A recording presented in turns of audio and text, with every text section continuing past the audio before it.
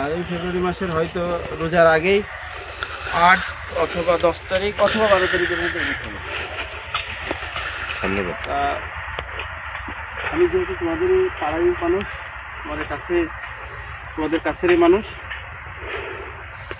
তোমরা জানো, হয়তো অনেকেই জানো অনেকে জানো না যে আমি বাংলাদেশ জাতীয়তাবাদী দল বিএনপির রাজনীতির সাথে সম্পৃক্ত এবং পাঁচজন ইউনিয়ন বিএনপির সভাপতি। আমাদের কানর গোদাগাড়ি যে ব্যারিস্টার আমিনুল হকের নাম শুনেছি, অনেকে হয়তো শুনুনি, কারণ তোমরা অনেকেই ছোট, ভোট দেওয়ার সুযোগ হয়নি। ব্যারিস্টার আমিনুল হকের ছোট ভাই মেজর জেনারেল শরীফউদ্দিন, তিনি কানর গোদাগাড়ি ধানের শীষে প্রার্থী হিসেবে দাঁড়িয়েছে।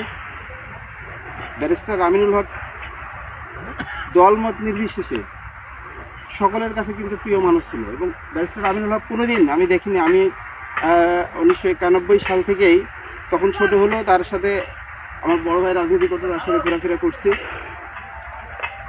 কখনো দেখিনি যে কারোর সঙ্গে